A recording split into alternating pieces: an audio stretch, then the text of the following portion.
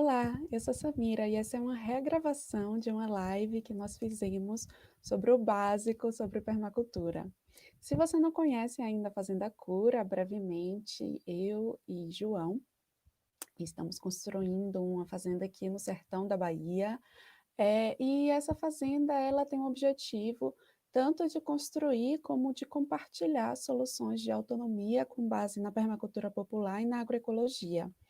E a gente fez essa live para explicar o básico sobre permacultura para as pessoas. O projeto já tem 2 anos que começou e a gente sempre fala sobre permacultura nas nossas redes, mas percebemos que muitas pessoas não conhecem o termo permacultura, e aí a gente quis apresentar do zero e no final fazer algumas reflexões sobre nossa perspectiva de permacultura.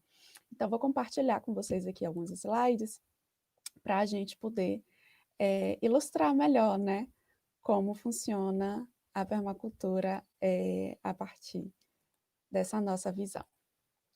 Então, vamos começar aqui a apresentação, começando sempre pelo começo, né? A permacultura, ela é bastante complexa, então a gente vai dividir aqui nossos caminhos em 5 momentos. O primeiro é explicar por que a gente precisa falar de permacultura, né? Pelo menos dentro da Fazenda Cura, a permacultura é o nosso foco. O segundo é o que é a permacultura. O terceiro, a origem da permacultura. O quarto, para quem é a permacultura. E o 5 foi um momento que a gente fez na live de perguntas e respostas, mas também algumas perguntas sem respostas, que eu vou compartilhar aqui com vocês um pouco da discussão que eu vi lá, mas também vou deixar um vídeo separado com um pouco da discussão que rolou, e eu convido vocês a assistirem, eu vou colocar o link na descrição. Então, começando do porquê permacultura, né? O que é que ela tem de especial?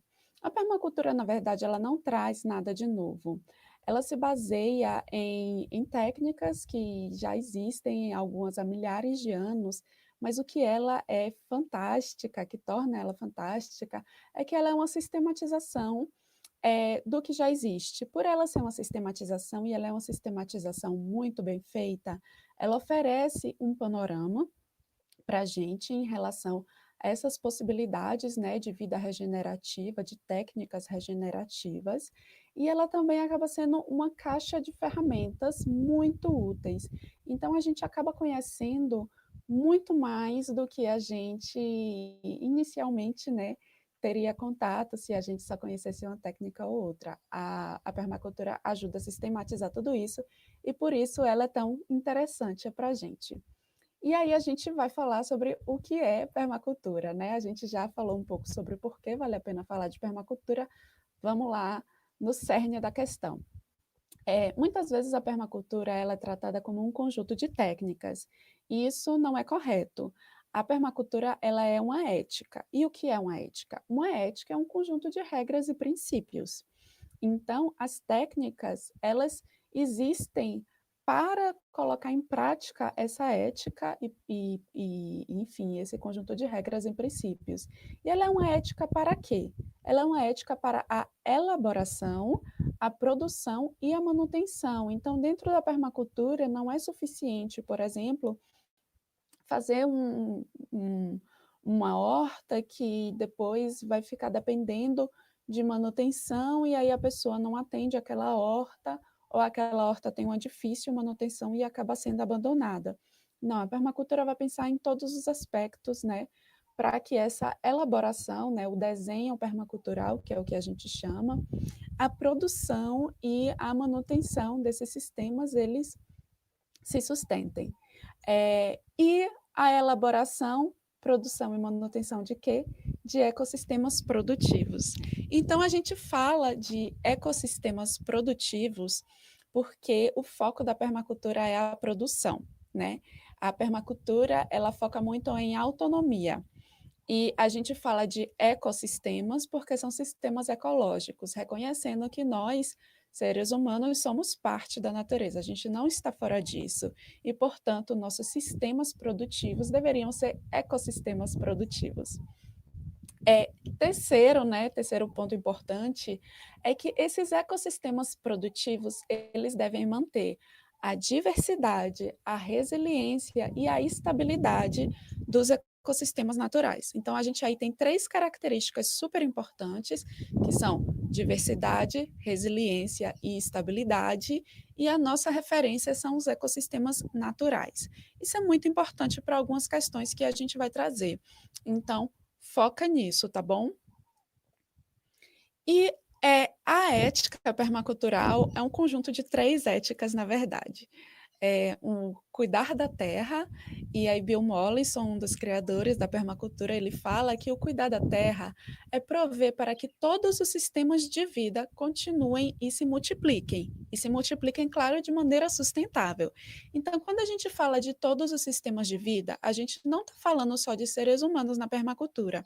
A gente está falando das plantas, a gente está falando dos animais, dos fungos, das bactérias, de todos os reinos, né? Então, não só de todos os reinos, de todos os seres vivos, mas os seres vivos, eles também acabam dependendo de toda a parte mineral, né? Então, a gente precisa ver o ecossistema como um todo. Então, esse é o cuidar da terra. Temos também o cuidar das pessoas, que Bill Mollison traduz como prover para que as pessoas possam acessar os recursos necessários para a sua existência.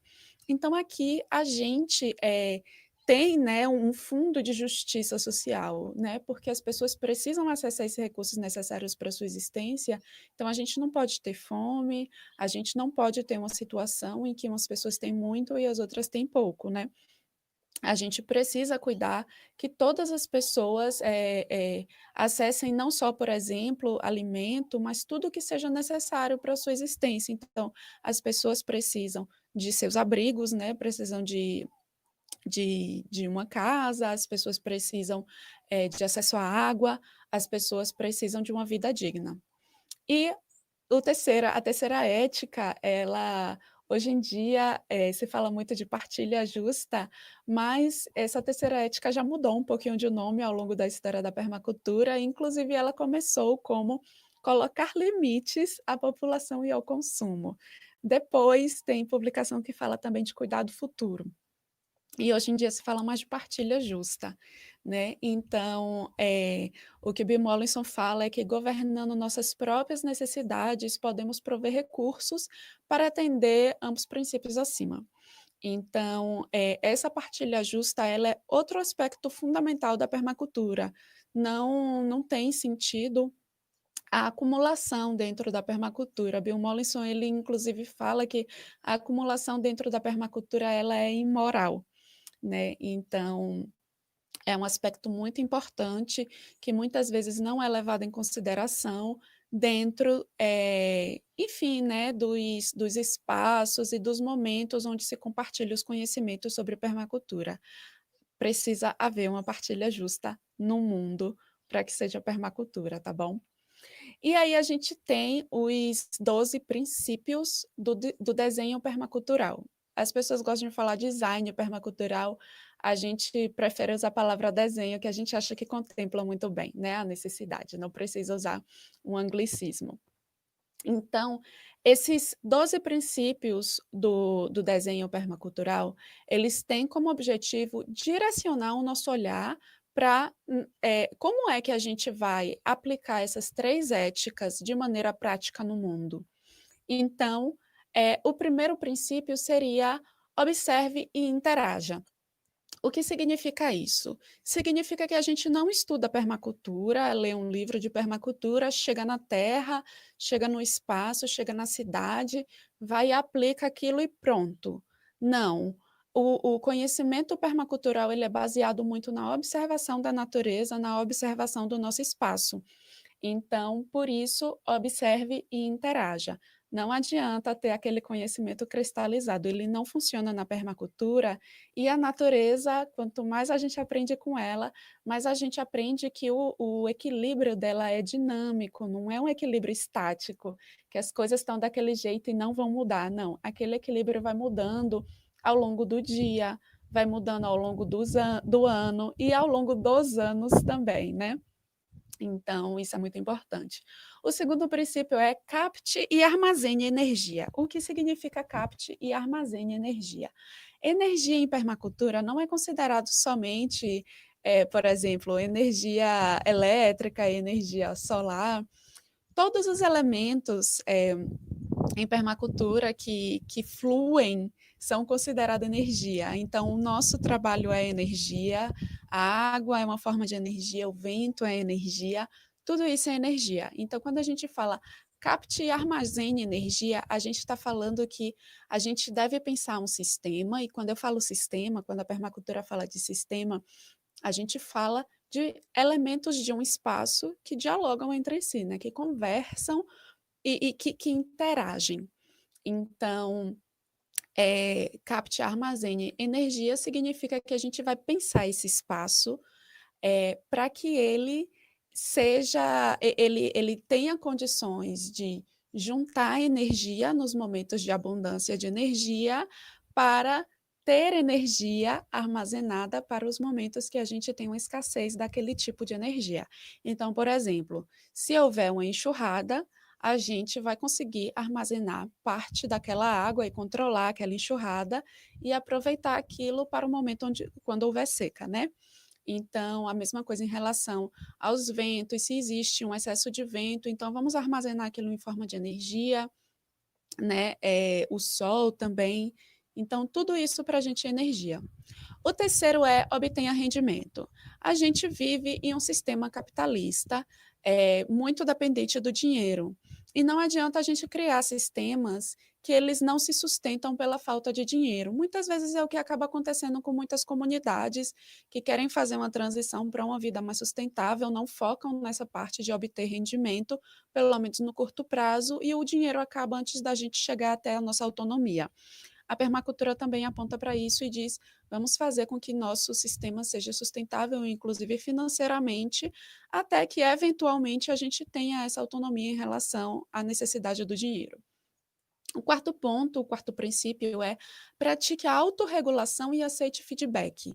Então, o que é a autorregulação? É a gente se observar, aprender, reconhecer a nossa ignorância e melhorar, né? Sempre colocar esses aprendizados em prática e aceitar o feedback. Então, aceitar esse retorno dos nossos erros, esses aprendizados, e aceitar também das outras pessoas o feedback. Então, dentro da permacultura, na parte de governança, se fala muito de tomada de decisão participativa, e esses processos de tomada de decisão participativa trazem esse aspecto muito forte, né? Vamos aceitar o feedback, vamos reconhecer nossa ignorância. O quinto seria use e valorize os serviços e recursos renováveis. Isso é muito importante e aqui a gente faz uma ressalvazinha, porque o ícone que foi escolhido por David Holmgren, que é quem fez, né, esse diagrama que vocês estão vendo, é, esse o ícone escolhido foi um cavalo, e aí nós, como veganos, a gente discorda que seria o ideal, mas a gente apresenta para vocês porque a gente acha que não é necessário esconder, né? Cada pessoa olha, observa e faz as suas considerações de acordo com sua ética. Então, use e valorize os serviços e recursos renováveis. O que isso quer dizer? Está falando que o que é renovável, né, o que se renova na natureza, a gente precisa valorizar muito. Na nossa mentalidade, dentro desse sistema no qual a gente vive, o sistema econômico, a gente tende a pensar assim: eu vou gastar a energia elétrica até o ponto em que eu possa pagar, e não considerando o que há de disponível no mundo e, dentro dessa partilha justa, o que seria razoável eu gastar de acordo com minhas necessidades e necessidades também razoáveis, né? Então, em relação à água, a gente costuma abrir a torneira sem refletir de onde a água vem, e onde a água está faltando. E, então, a gente, na permacultura, precisa usar e valorizar, né, os serviços e recursos renováveis. O sexto, não produza desperdícios. Então, esse desperdício ele se refere a tudo, inclusive a nossa própria energia. Às vezes a gente foca tanta energia em atividades que seriam desnecessárias, né, que elas não são fundamentais para o funcionamento do nosso sistema, da nossa comunidade. Mas também a gente está falando aqui, mais uma vez, de usar os recursos que a gente tem de maneira consciente, né. O sétimo o design, né, ou desenho, como a gente prefere, partindo de padrões para chegar aos detalhes. O que significa isso? Na permacultura, a gente tem uma parte muito profunda de estudo de padrões da natureza. Esses padrões são formas que a gente observa que estão presentes em tudo, absolutamente tudo na natureza, em uma folha, dentro de nossas células, no nosso DNA, na forma como o vento se move, na forma como a água se move. E em absolutamente tudo na natureza, a natureza ela é formada de padrões. E aí a gente começa na observação dos padrões, e aí depois a gente vai olhar os detalhes, né. Então, se a gente vai construir um espaço, não tem muito sentido que os espaços sejam quadrados, né. Se a gente reparar na natureza, praticamente não existem quadrados. Eh Talvez na geometria de algumas pedras a gente encontra os quadrados, né, mas eles são raríssimos, porque não é um formato muito útil e inteligente na natureza. Então a gente observa essas questões na permacultura também. Às vezes a gente vai fazer uma horta, a gente coloca em formatos circulares ou formatos que facilitam a manutenção daquela horta. O oitavo princípio seria integrar ao invés de segregar. Isso também se refere a tudo e para a gente é especialmente importante, porque para a gente também significa integrar ao invés de segregar opiniões, né. Então, tudo que é desconforto, tudo que é novidade, a gente observa com com o olhar de quem está vendo pela primeira vez e olhares de quem pode, trazer aquilo para alimentar o sistema e tornar o nosso sistema cada vez melhor, mais resiliente, mais forte. O nono princípio, use, soluções pequenas e lentas. É o oposto do que a gente está acostumado a ver na política, né, e não só na política, mas nessa sociedade onde a gente vive, que tudo é muito rápido, na permacultura não. A gente procura soluções que elas sejam pequenas e lentas, porque essas são as soluções da natureza. A gente percebe que na natureza não tem solução rápida. Então, eh é uma questão muito importante para a permacultura, porque para dar tempo da observação e interação, do processo de aprendizado, as soluções elas precisam ser lentas. Não dá para tirar uma solução do bolso e dizer: "É assim que a gente vai fazer as coisas", né. Outra questão, que é use as bordas e valorize os elementos marginais. Isso também se aplica a tudo. Quando a permacultura fala de bordas, originalmente, a gente olha para as bordas dos sistemas, do encontro entre, elementos diferentes. Então, um exemplo é que nós aqui estamos no sertão, né, em uma área que tem transição entre caatinga e cerrado. Então, aqui a gente experimenta uma biodiversidade que não existe nem na caatinga, nem no cerrado. As áreas de borda, elas têm uma riqueza maior de elementos, porque ela tem encontros de elementos diferentes, e a permacultura usa isso ao favor do desenho do sistema. Então, valorizar os elementos marginais, né, traz para a gente muita informação que no meio do sistema a gente não encontra. Por exemplo, bem no centro de uma floresta, a gente não vai encontrar uma biodiversidade tão grande quanto nas bordas de uma floresta, quando a floresta já está ali, por exemplo, talvez encontrando um pasto. Então,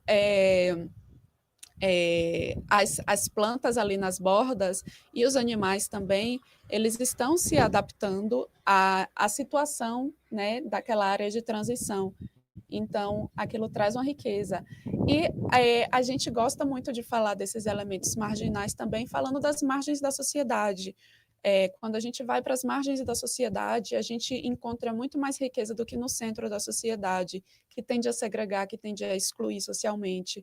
Então, nas margens, a gente encontra, a gente se encontra, né? A gente encontra os povos que são excluídos socialmente, que trazem elementos de resistência, de autonomia, que são muito valiosos para, enfim, né, a gente alcançar um cuidado maior da terra, um cuidado maior das pessoas e uma partilha mais justa.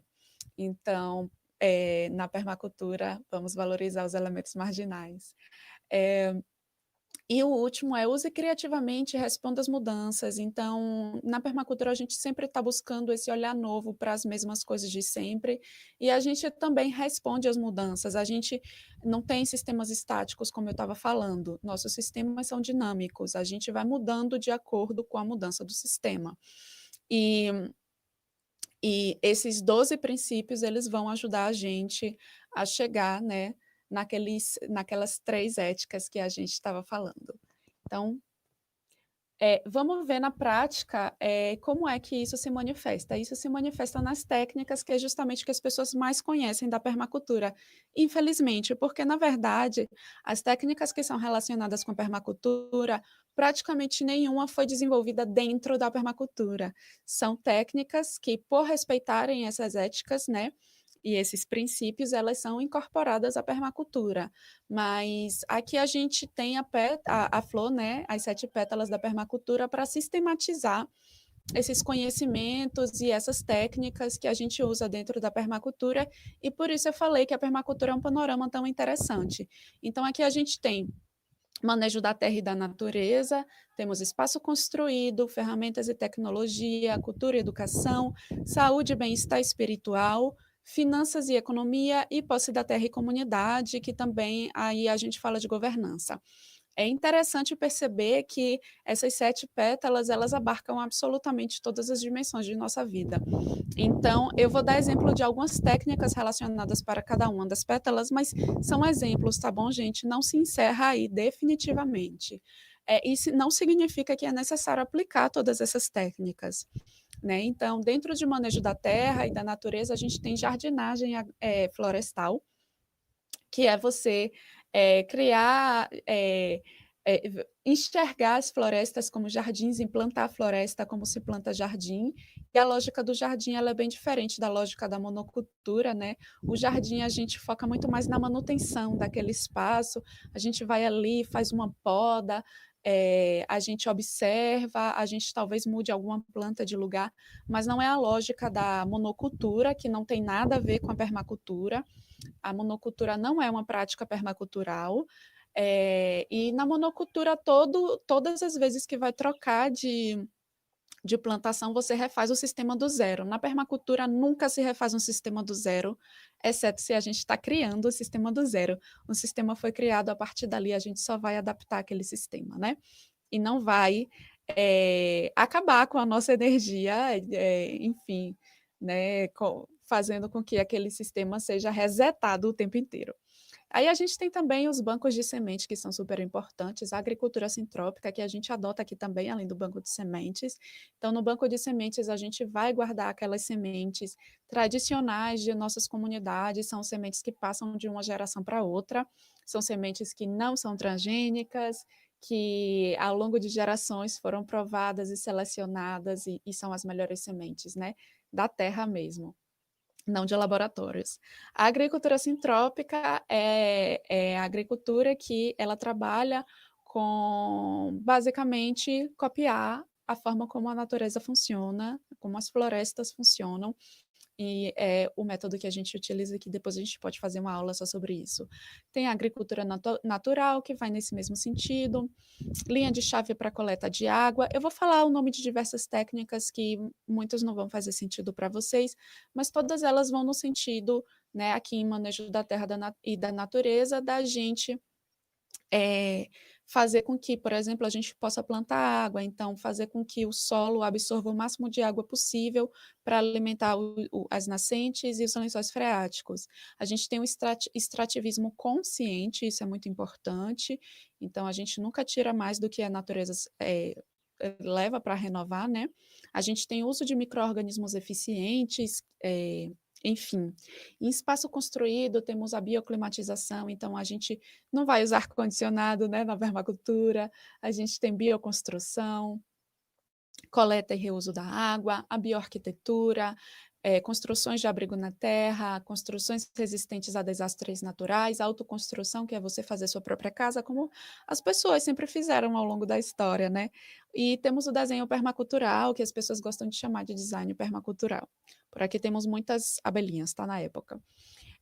Tem também na pétala de ferramentas e tecnologias, a gente tem o reuso e reciclagem criativos, tem ferramentas manuais, fogão de lenha eficiente de baixa poluição, isso é importante, combustíveis de restos orgânicos, o biochar, a geração de energia renovável, armazenagem de energia e engenharia de transição. Todas essas ferramentas e tecnologias, elas buscam não só não ferir, né, o uso dos recursos naturais, como regenerar sempre na medida do possível.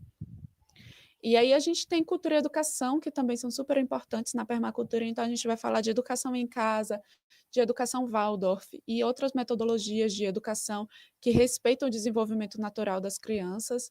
A gente tem arte e educação, arte e música participativa, então a gente sai um pouco daquela lógica de eu assisto um espetáculo para eu sou o espetáculo, eu participo do espetáculo, né?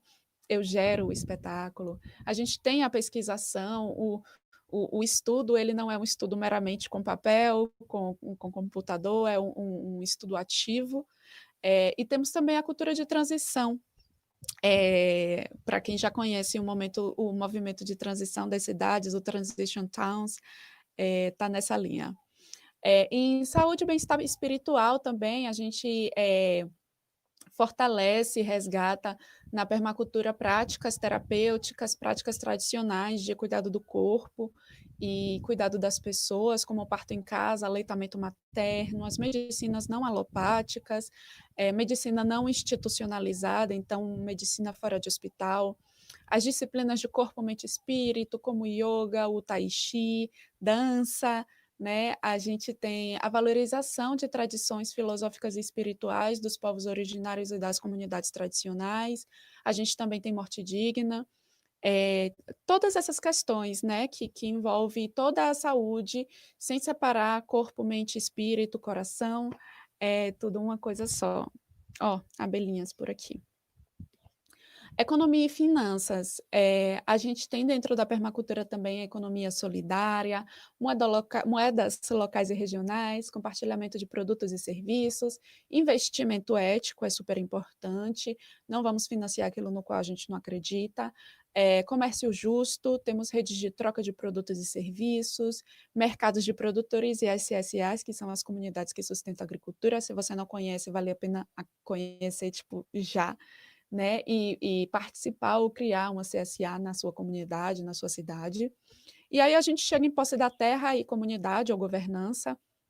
Aí a gente tem as cooperativas, associações comunitárias, os assentamentos sustentáveis, que atualmente os mais conhecidos, mais falados são as ecovilas, mas a gente precisa lembrar que quilombos, aldeias indígenas são os assentamentos sustentáveis por excelência no Brasil, né? E é o que devemos honrar, acima de tudo. E a gente fala também na permacultura de título nativo e direito tradicional do uso. Então, permacultura que não fala de demarcação já, permacultura que não fala, enfim, né, não honra os povos originários e as comunidades tradicionais, na nossa visão da Fazenda Cura, está aí pecando bastante. A gente precisa olhar para esse lado. Então, temos também aí na parte de governança, a ideação, planejamento e gestão de grupos e projetos por metodologias participativas, como o consenso, como a sociocracia, e outros tipos também, o Dragon Dreaming. Então, algumas ideias para vocês verem como a permacultura ela é gigante, né? E tem muito pano para a manga, porque cada nomezinho desse que eu falei, inclusive que eu não falei, né, que ficou de fora, tudo isso, cada um deles vale um curso inteiro, não só uma aula, mas um curso inteiro. E aí a gente precisa falar da origem da permacultura, de onde ela vem, porque Bill Mollison e David Holmgren, que criaram a permacultura, eles não tiraram tudo isso do bolso. Eles criaram uma permacultura completamente baseada em técnicas, em visão de mundo e também em princípios, né, dos povos originários e comunidades tradicionais do mundo inteiro, mas principalmente dos aborígenes na Austrália, que é de onde eles são. Então, eles lançaram o livro Permacultura 1, que inaugura a permacultura em 1978, e Bill Mollison fez o Manual do Designer em 88. Vale dizer que o Manual do Designer ele não tem em português, infelizmente. É um livro riquíssimo, que é a base dos cursos de formação de permacultura que se chamam PDCs por causa da sigla em inglês.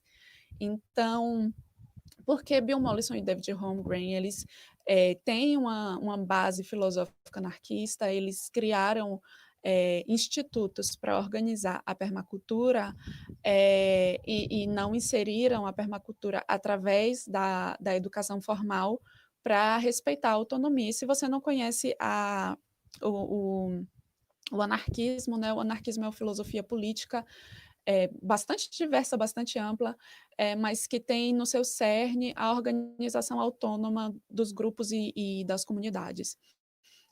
Então, eles têm, né, essa visão na sua raiz, e aí por isso eles criam os institutos que vão se organizar, né, dessa forma mais autônoma em relação a a educação, né, a como ensinar a permacultura. Não passa, por exemplo, por ministérios de educação. Hoje em dia isso até está mudando um pouco, eu acredito que na Austrália isso está mudando um pouco, tem algumas universidades, não só na Austrália, mas inclusive no Brasil, já tem universidades que estão colocando a permacultura como parte de alguns cursos, mas dentro da permacultura esse debate é muito forte, né? Se a permacultura deveria ser institucionalizada através das instituições de ensino superior ou de maneira autônoma. Para nós, na Fazenda Cura, é muito importante sempre a autonomia para os povos e reconhecer que essas técnicas de permacultura, boa parte delas, inclusive, são milenares e elas foram criadas e mantidas e sobrevivem até hoje por causa das comunidades tradicionais e dos povos originários, e são mais as pessoas que temos que honrar. Por isso que a gente tem um pezinho atrás com a institucionalização do conhecimento da permacultura. E nesse ponto, aí a gente quer fortalecer esse nosso entendimento, porque a gente gosta muito de falar de permacultura popular, porque se vocês procurarem aqui no YouTube, no Google, vocês vão ver claramente que é, as imagens mostram que a permacultura ela é majoritariamente branca e de classe média, e a gente acredita que isso acaba sendo uma apropriação, porque a permacultura, a origem dela são esses conhecimentos que os povos originários das comunidades tradicionais eles têm guardado. Então, não é justo que justamente pessoas brancas que descendem das pessoas brancas que exterminaram, e muitas ainda exterminam esses povos, se apropriem desse conhecimento para utilizar esses conhecimentos em casas de finais de semana somente, né? A gente acredita que a prioridade desse conhecimento que gera autonomia para as pessoas deve ser para as pessoas que precisam de mais autonomia. Então, a gente gostaria de trazer essa discussão, né? Quem é que a permacultura é para quem? E responder algumas perguntas que foram abordadas na live que a gente fez, mas a gente teve problemas técnicos durante a live e por isso eu prometi regravar. Mas eu vou deixar aqui um vídeo com a discussão original para vocês acompanharem um pouco. A gente fez a live pelo Instagram, mas eu queria trazer essas reflexões, né? Quem de fato faz permacultura, porque muitas vezes parece que só as pessoas que fizeram um PDC, um curso de formação em permacultura, ou que estudaram permacultura, elas são autorizadas, digamos, a fazer permacultura ou ensinar permacultura, sendo que esses princípios e essas técnicas, eles são baseados nas visões, né, de mundo de povos tradicionais, de comunidades tradicionais e povos originários. Então, os povos do campo, sempre fizeram permacultura nessa perspectiva, né? Porque os povos do campo, quando eu falo, não são os grandes monocultores, né? Eu estou falando realmente dos povos do campo. E em qualquer lugar que a gente vá, no interior do Brasil, a gente vai encontrar povos do campo que cuidam da terra, que cuidam das pessoas, que têm comunidades super fortes e principalmente que fazem uma partilha muito mais justa, né? Então, é uma prática muito comum o trabalho de meia, que é trabalhar juntos na terra e depois dividir o produto daquilo. A gente vê os mutirões em várias comunidades tradicionais entre os povos do campo, e não só os povos do campo, né? Muitas vezes nas periferias da cidade a gente vê também pessoas trocando esse cuidado, pessoas cuidando daquele espaço juntas, fazendo mutirões e buscando essa partilha mais justa. Então a gente pergunta para quem é realmente a permacultura. E na nossa visão, a permacultura ela tem que ser popular, o foco da permacultura tem que ser a autonomia para o povo. E aí, nesse sentido, a agroecologia ela não está dentro da permacultura, a agroecologia ela é um movimento, ela é, na verdade, um guarda-chuva, né? A gente pode também, em outro momento, falar só sobre agroecologia, porque é um assunto também gigante. A agroecologia ela é um guarda-chuva, porque ela acaba sendo um movimento social, ela é uma técnica, né? Técnicas, na verdade, um conjunto de técnicas de como trabalhar a terra, e ela também é um campo da ciência. E a agroecologia ela tem um alcance muito maior entre o povo do que a permacultura. Então, quando a gente vai para encontros de agroecologia, a gente vê representantes do povo lá, né? A gente vê a agroecologia chegando para o povo nas escolas, famílias agrícolas, a gente vê em muitas políticas públicas, inclusive, mas a gente não vê isso acontecer com permacultura. Se você for para um curso ou um encontro de permacultura, dá para contar, infelizmente, nos dedos da mão, se você encontrar alguma pessoa negra. Então, não só alguma pessoa negra, mas alguma pessoa indígena, ou alguma pessoa de alguma comunidade tradicional. Então, a gente levanta esse questionamento e a culpa é de nós, pessoas que praticamos e divulgamos a permacultura. Significa que a gente não está fazendo nosso trabalho direito, porque o nosso foco não está sendo, então, a partilha justa, né? E isso viola uma das éticas da permacultura. E aí, nesse sentido, a gente traz essa conclusão, né? Quando a gente fala de cuidar de pessoas, cuidar da terra, cuidar do nosso futuro, a gente está falando de regenerar. Então, não é suficiente, na nossa visão, mais uma vez, da Fazenda Cura, a gente fazer um trabalho que se limita ao nosso quintal, né? Quando a gente fala de regeneração, a gente pode até reflorestar ali o nosso quintalzinho, mas se a gente não se conecta em redes, se a gente não expande e não compartilha, não troca esse conhecimento, como é que a gente de fato vai conseguir se regenerar? A gente acredita que a regeneração está nessa conexão. E a gente gostaria né, em toda a nossa comunicação, sempre trazer isso. É no que a gente acredita, em compartilhar sempre, não só desenvolver soluções de autonomia, mas compartilhar também. Se você está gostando desse assunto, dá uma olhada na discussão, né, que rolou. É, vou colocar o link aqui embaixo. Curte esse vídeo, porque ajuda a aumentar a visualização dele. A gente está começando a entrar agora no YouTube, mas a nossa casinha mesmo é o Instagram. Segue a gente lá no Instagram, Fazenda Cura, @Fazenda Cura, no Facebook também, como Fazenda Cura, e eu vou colocar os links aqui embaixo, e principalmente se inscreve, porque por enquanto a gente não tem regularidade para colocar os vídeos aqui, mas no futuro próximo vai rolar. Então, se inscreve para acompanhar os nossos vídeos, e é isso. Eu queria agradecer por você ter visto até aqui. Conta aqui embaixo o que você achou, as dúvidas que você tem, vai ser sempre um prazer responder, tá bom?